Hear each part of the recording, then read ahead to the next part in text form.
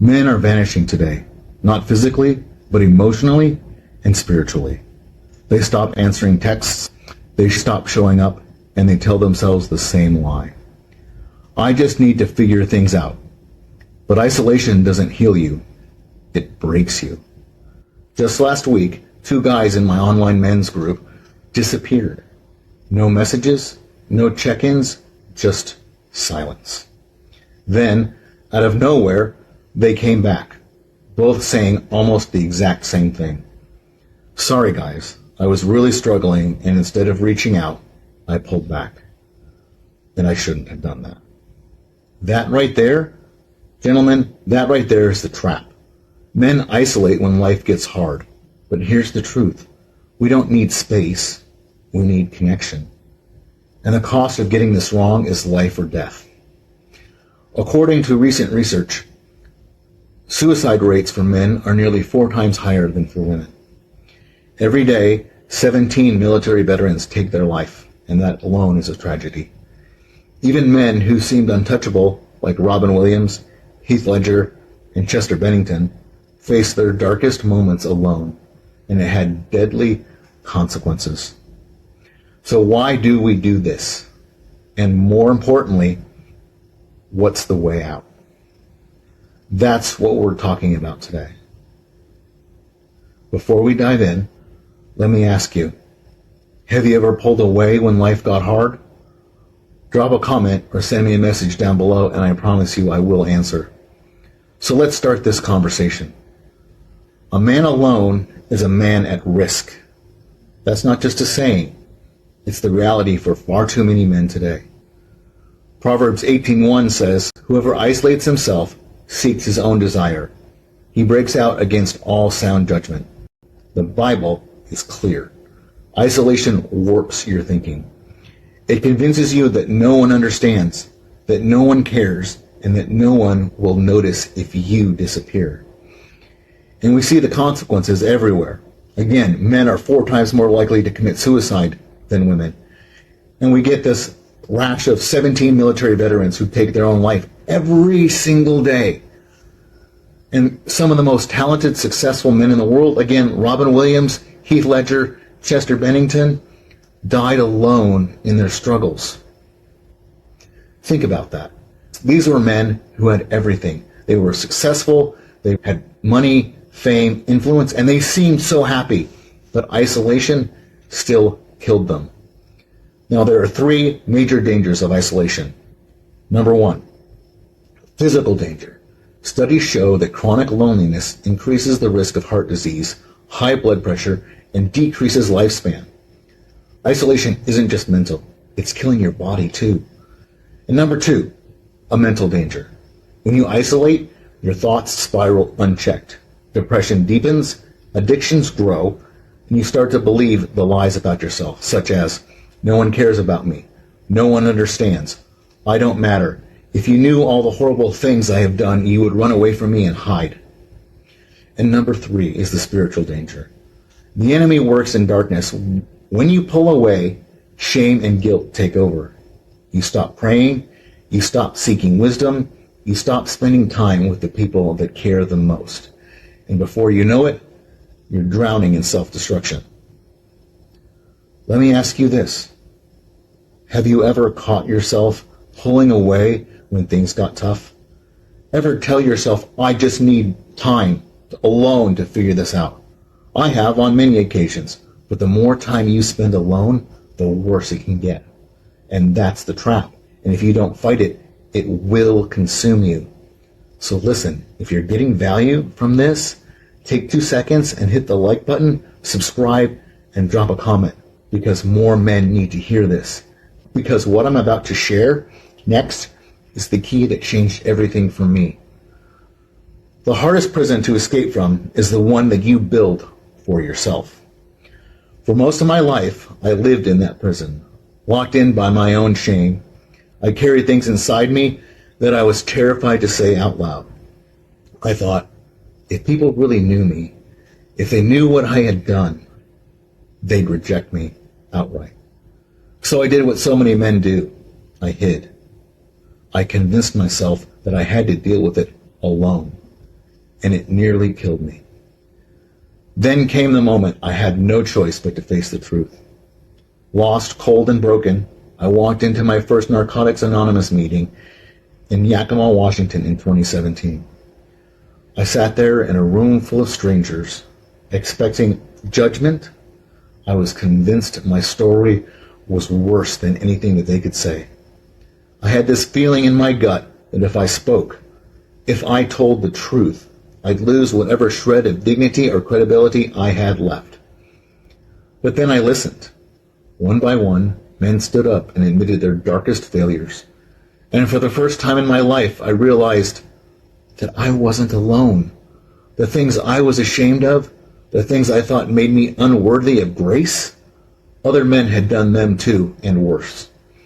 Other men had fallen just as far as I had, and they were still standing and going strong. That night, I made a choice. I opened up my mouth, and I told the truth. I spoke things I had never told another human being before. And when I was done, I braced for the impact of rejection, but it never came. Instead, I saw nods of understanding. I heard men say, "Been there, brother." And I felt something I hadn't felt in years. Relief. Because shame thrives in secrecy, and healing begins in honesty. That ability to be me, to be honest, gave me hope again for the first time in a long time. Romans 5:5 says, "And hope does not put us to shame, because God's love has been poured into our hearts through the Holy Spirit who has been given to us." Every man has his darkness, his struggles, his regrets, his demons, but the only way out is through the truth. Let me challenge you. If you've been carrying something alone, if you've been isolating instead of sharing, reach out to a brother today. You are not alone. Find someone to trust and take the risk of opening up to them, because it is a risk. But the weight that you feel lifted off your shoulders is more than worth it. I promise you. Sometimes, all it takes to break isolation is one honest friendship. So let me tell you about my friend Michael. I met him through church, and then a men's group that we were both a part of. And then he showed up in Narcotics Anonymous meetings. We had a lot in common. And finally, I ran into him at an open mic that my friend had invited me to. He kept showing up in my life. And looking back, I know God put him there for a reason. One day, he needed a ride to Walmart for groceries. And while we sat talking in the parking lot, I felt a knot growing in the pit of my stomach. There was something that I needed to share that I hadn't said to anyone ever before, that had haunted me for years, and no one knew. I took a deep breath and I said, "Michael, I need to tell you something that I've never told another living human soul." And I did. I spoke words I had buried deep in darkness for too long. Surely no one could forgive me, even my friend Michael, for this kind of thing. I braced myself for rejection once again, for awkward silence, for judgment, but instead, Michael didn't flinch. He didn't turn away. He gave me the biggest hug I had had in a long time, and I needed this one. And in that moment, for the first time in a very long time, again I felt free, because I finally understood. I wasn't alone. Isolation had told me that no one could handle my truth, that if people really knew me and all the darkness inside me, they'd run away. But that was a lie. Brotherhood isn't just about big groups or men's meetings. It starts with one man who refuses to let you disappear. Let me challenge you. Who's your Michael? And who needs you to be theirs? If someone's name just popped into your head, don't question it. Reach out to them today, not tomorrow, today. A man who walks alone may move fast, but he won't go very far. That's how I lived my life, in isolation. For the first 40 years of my life, that was because I lived in constant shame of who I was. Later, as I transformed my life and became a better person, I isolated because I had to prove to myself and others, by always charging ahead, that I could do things myself, that I was not slowing down for anyone or anything. That mindset didn't just apply to my life. It showed up on the day when I climbed Scotchman Peak in North Idaho as part of a men's weekend. It was a brutal 4.5-mile hike, and my calves were on fire, steep and relentless, pushing every muscle in our body. Rather than be the guy who, for most of his life, had been the one at the back of the pack that everyone had to wait for, that was just slowing everyone down, I decided that I was going to show them all the new and more powerful me. So from the beginning, I charged ahead. I wasn't going to be the weak one anymore. I wasn't going to be the guy slowing everyone else down. I had something to prove, so I pushed harder and moved faster and fought my way to the top. And I got there first. I stood at the top, victorious, but then I looked around and I realized I was alone. And that's when it hit me. Yes, I had proven something, but at what cost? I looked back down the trail and I saw the other men coming up together, laughing, pushing each other, encouraging the ones who were struggling. They weren't competing. They were brothers. And at that moment, I knew. I didn't need or want to be out in front all the time. For the first time in my life, in a long time, I chose to stop, to slow down. I sat down, I waited, and when they reached the top, I didn't take off again. I walked down with them. Because brotherhood isn't about proving yourself. It's about walking together. If you've been fighting alone, listen to me.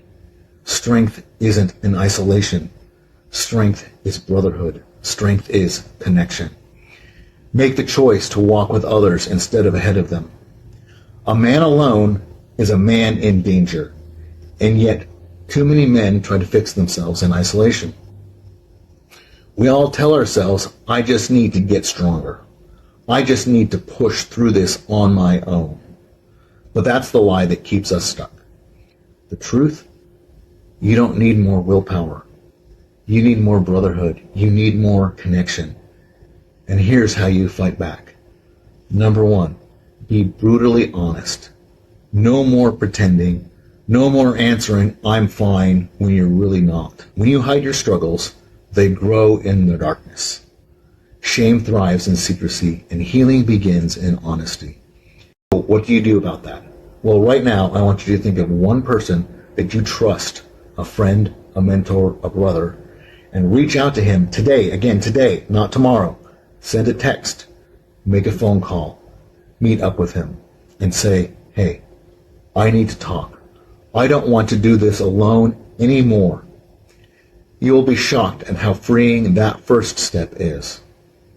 Number 2, find your brothers.